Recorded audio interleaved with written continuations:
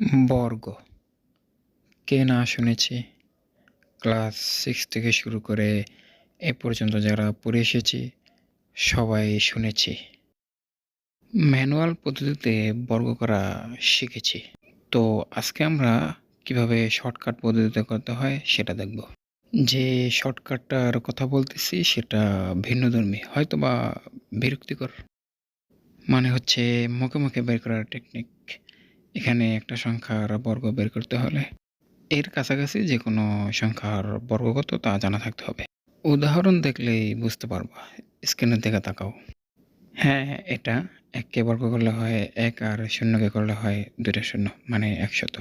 আর যদি বলি 11 ক্ষেত্রে যেটা করবা সেটা হলো, এখানে আমরা 10-এর বর্গ পাইছি 100, আর এই 10 আর এই 11 যোগ করে কত হয় 21। এখন এই 100 আর 21 যোগ করে দাও, কত হয় 121। এই হচ্ছে 11-র বর্গ। ঠিক আছে, আরও একটা দেখি। 20-এর ক্ষেত্রে দেখি, 20-এর বর্গ করলে হয় 400। আর যদি বলি 21-এর ক্ষেত্রে, এখানে আমরা 20-এর বর্গ করে পাইছি 400। তো 20 আর 21 যোগ করলে কত হয় 41। এখন এই 400 আর এই 41 যোগ করে দাও, কত হয় 441। এ হচ্ছে 21-এর বর্গ। এ থেকে কি বুঝলা? এখন যদি বলি 21-এর বর্গ কত, তাহলে হঠাৎ করে কিন্তু বলতে পারবা না। 20-এর বর্গ জানা থাকাতে 21-এর বর্গ তুমি বের করতে পারতেছ। যদিও এই বিষয়টা এখনো ক্লিয়ার না, আর একটু গভীরে যাই তাহলে বিষয়টা বুঝতে পারবে।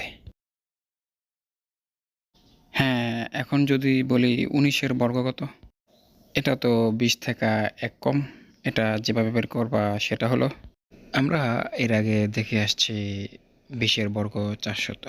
তো এখন 19 আর 20 যোগ করা কত হয় 39। তো 400 থেকে 39 বিয়োগ করে দাও, কত হয় 361।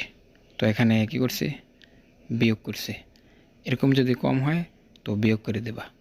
ঠিক আছে, তো এটা হচ্ছে 19-এর বর্গ। এখন আর একটু গভীরে যাই। যদি বলি 13-র বর্গ কত, বা 12-র বর্গ কত, বা 15-র বর্গ কত, বের করতে পারবা? তো প্রথমেই আমরা 13-র বর্গ কত সেটা দেখি। এটার বর্গ বের করতে হলে এটার কাছাকাছি যেটা আছে সেটার বর্গ বের করতে হবে। এদিকে আছে 12 আর ওদিকে আছে 14। তো 12 দিয়ে শুরু করি। 12 বা 14-র বর্গ কত সেটা তোমাকে জানা থাকতে হবে। এখানে আর দেখাচ্ছি না। 12-র বর্গ হচ্ছে 140। মনে করো তোমার এটা জানা আছে। এরপরে আগের মতোই 12 আর 13 যোগ করে দাও, কত 25। এরপর এই 144-এর সাথে এই 25 যোগ করো, কত হয় 169। এ হচ্ছে 13-র বর্গ। এই বর্গটাকে তুমি 14-এর বর্গের সাহায্যেও বের করতে পারবা, কারণ এখানে যেহেতু 14 থেকে 1 কম। 13 আর 14 যোগ করে 14-এর বর্গ থেকে বিয়োগ করে দিলেই বেরিয়ে যাবে। কি বুঝলা এ থেকে? এর মানে হচ্ছে যে কোনো একটা সংখ্যার বর্গ বের করতে হলে এর কাছাকাছি একটা সংখ্যার বর্গ কত সেটা তোমাকে জানা থাকতে হবে।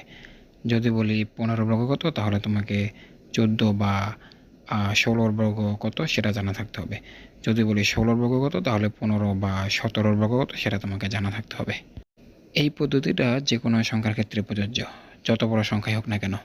এ হচ্ছে একটা ট্রিক। তো পরবর্তীতে বর্গ নিয়ে আরও কিছু ভিডিও আনবো। তো আজকে এই পর্যন্তই।